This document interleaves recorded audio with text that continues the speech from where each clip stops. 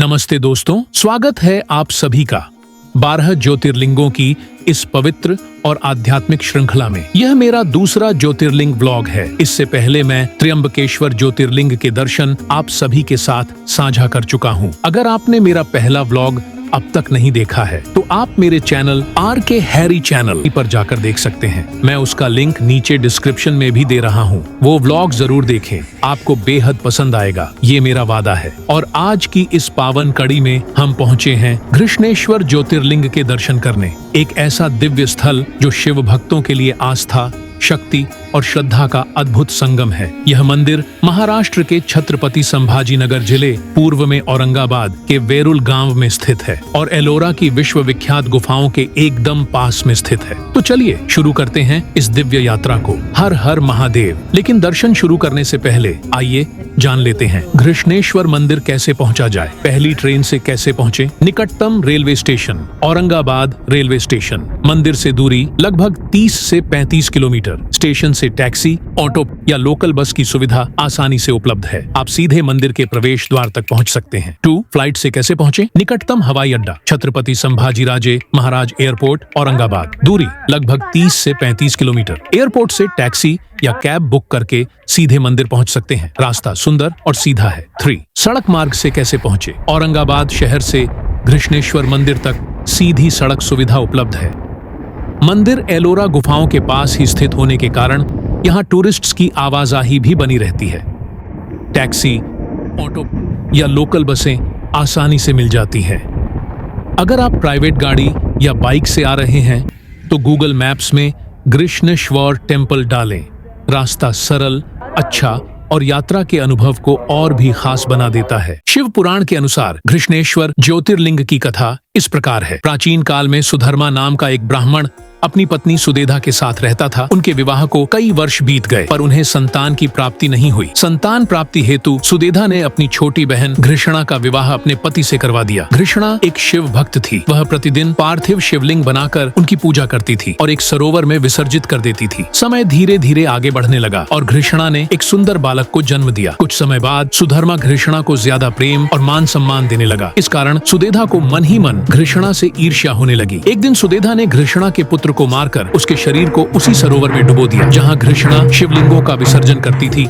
जब घृष्णा को अपने पुत्र की हत्या का समाचार मिला तो वह बुरी तरह विचलित हो गई। अगले रोज की तरह घृष्णा की भक्ति में तीनों को जब अपने पुत्र को वापस पाने के लिए पार्थिव शिवलिंग बनाने शुरू किए तब भगवान शिव प्रकट हो गए। भगवान शिव ने न केवल उसके पुत्र को जीवित कर दिया बल्कि सुदेधा के अपराध को भी क्षमा कर दिया। साथ ही यह भी कहा कि इस स्थान पर जो श्रद्धा और विश्वास से पूजा करेगा उसकी मनोकामना अवश्य पूर्ण होगी। घृष्णा ने भगवान शिव से यह वरदान मांगा कि वे हमेशा के लिए इस स्थान पर विराजमान रहें। तभी से घृष्णा के कहने पर भगवान शिव उसी स्थान पर घृष्णेश्वर ज्योतिर्लिंग के रूप में स्थापित हो गए। घृष्णेश्वर मंदिर के नजदीक ही शिवालय तीर्थ स्थित है। यह वही सरोवर है जहां धुस्समा भगवान शिव की पूजा करती थी और भगवान शिव ने उसे दर्शन दिए थे। पौराणिक कथा के अनुसार एक राजा ने शिकार करते समय गलती से जंगल में साधना करने वाले आर्षि मुनि के साथ रहने वाले पशु को मार डाला। इस घटना से क्रोधित होकर आर्षियों ने राजा को श्राप दिया जिससे उसके संपूर्ण शरीर में कोढ़ लग गया। राजा पीड़ाग्रस्त होकर जंगल में इधर उधर भटकते रहा। प्यास लगने पर उसे एक पानी का कुंड दिखाई दिया। राजा ने जैसे ही उस कुंड का पानी पिया तो एक चमकदार तेज हुआ और उसके शरीर के सारे कोढ़ नष्ट हो गए। राजा चकित स्वरूप में आया। तब राजा ने उसी जगह घोर तपस्या करके भगवान ब्रह्मा को प्रसन्न किया। ब्रह्मा जी ने एक विशाल सरोवर का निर्माण करवाया जिसे पहले घुस्मा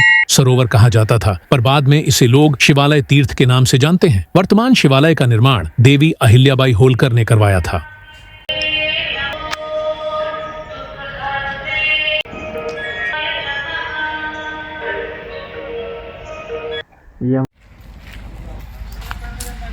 इधर दे दो, इधर दे दो, इधर दे दो।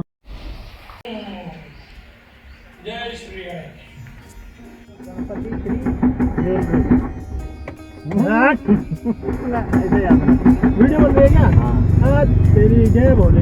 आइए अब हम आपको ले चलते हैं महाराष्ट्र के वेंकटेश महेशमल जहां श्रद्धा का केंद्र है। श्री तिरुपति बालाजी मंदिर। कहा जाता है कि यहाँ दर्शन मात्र से भक्तों की हर मनोकामना पूरी होती है।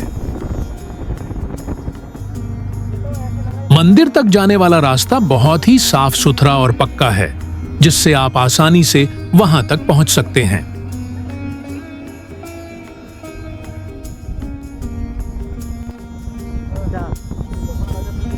हम पहुंच चुके हैं पुण्य भूमि वैक्तेश महेशमल। आइए अब आपको दिखाते हैं इस दिव्य स्थान की सुंदरता और जानते हैं इसके पीछे की आस्था और इतिहास यहीं के पुजारी जी की वाणी से।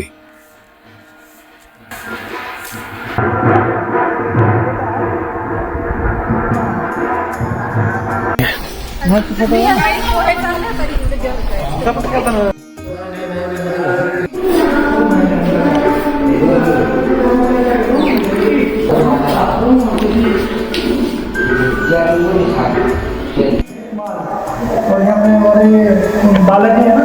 हाँ, तिरुपति बालाजी। हेलो दोस्तों, जय भोलेनाथ।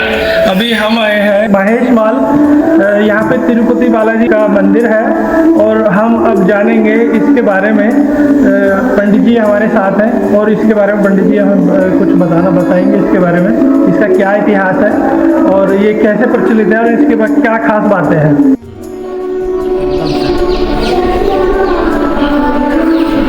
जब तिरुपति बालाजी एक बार फिर से हम इसमें जानेंगे पंडित जी के साथ। तो पंडित जी आप बताइए इसके बारे में और ये कैसे प्रचलित है, इसकी क्या खास बातें हैं मंदिर की, तो जान। नमस्ते, मेरा नाम है विशाल शरदराव जोशी। यहाँ पर मैं लगभग 12 साल से सेवा में रुजू हूँ। ये गांव का नाम है महेशमाल बालाजी मंदिर। तो खिवराज जी दगड़ूराम जी गादिया बोल के जालना में प्रिंसिपल थे JS कॉलेज में। तो वो हर महीने दर्शन के लिए जाते थे तिरुपति भगवान जी के। उनके मन में ख्याल आता था जो भक्त तिरुपति बालाजी नहीं आ पाते हैं उनका समाधान होने के लिए उन्होंने ये मंदिर बनाया है। तो यहाँ पर नवरात्रि में ब्रह्मोत्सव होता है। 10 दिन भगवान की सेवा होती है। 10 दिन भगवान के यहाँ पर भोजन लगता है और बहुत से भाविक आते हैं। तो ये मंदिर का ऐसा कारण है, उन्होंने 1997 में ये मंदिर की स्थापना की है और उन्होंने बाहर से कोई दक्षिणा देनगी वगैरह कुछ नहीं लिया। उन्होंने खुद ये मंदिर स्व परिवार के साथ ये मंदिर की स्थापना की है और यहाँ पर भक्तगण बहुत से आते हैं। शुक्रवार के दिन महाअभिषेक होता है भगवान जी का, महाआरती होती है और नित्य नैमित्तिक जो भगवान की पूजा अर्चना है वो प्रातः काल 8 बजे भगवान जी का अभिषेक रहता है। उसके बाद में भगवान जी को भोग लगता है। होम हवन इत्यादि नैवेद्य आरती का प्रयोग है रोज करते हैं। इसके बाद में नवरात्रि में जो है 10 दिन ब्रह्मोत्सव रहता है। वहाँ बहुत से भाविक आते हैं। भगवान जी की शादी भी लगती है पंचमी के दिन। तो ऐसा इस मंदिर का जो नित्य आराधन है वो इस प्रकार से होते हैं। अच्छा, यहाँ पे जैसे पर्यटक का कोई आने का टाइम सुबह या शाम ये कब बंद होता है, कब वो खुलता है, ऐसा कुछ? मंदिर तो दिन भर चालू रहता है, सवेरे 6 बजे से लेकर रात में 8:30 बजे तक। तो सुबह 6 बजे से रात के 8:30 बजे तक खुलता है। अच्छा, यहाँ पे आरती कब होती है? आरती सवेरे पहली आरती 6 बजे होती है मॉर्निंग में, उसको विश्वरूप दर्शन कहते हैं। विश्वरूप दर्शन। उसके बाद में 9 बजे एक आराधना होती है। आराधना रात के 9 बजे? नहीं, या दिन में? अच्छा, 9 दिन बजे। में। उसके बाद में दोपहर 12 बजे एक आरती होती है। अच्छा। उसके बाद में शाम में 6 बजे और रात में 8:30 बजे शयन आरती होती है और मंदिर बंद हो जाता है रात के बाद। धन्यवाद वेंकटरमण गोविंद गोविंद गोविंद। जैसा कि आप देख पा रहे हैं मंदिर के बारे में पंडित जी ने बताया है।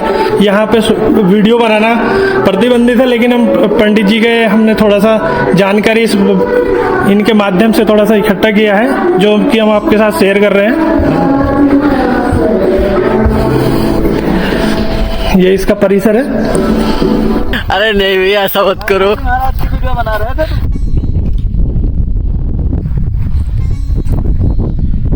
अब हम पुण्य भूमि वैक्तेश महेशमल में श्री बालाजी के दर्शन कर चुके हैं।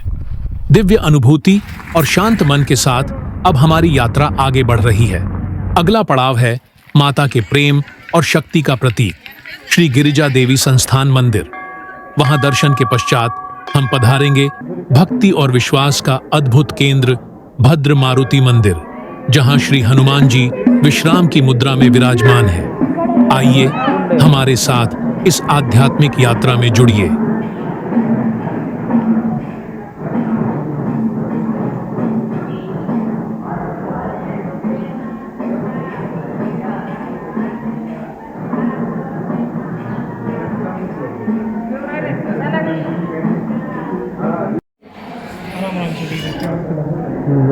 अब हम आ गए हैं भद्र मारुति मंदिर।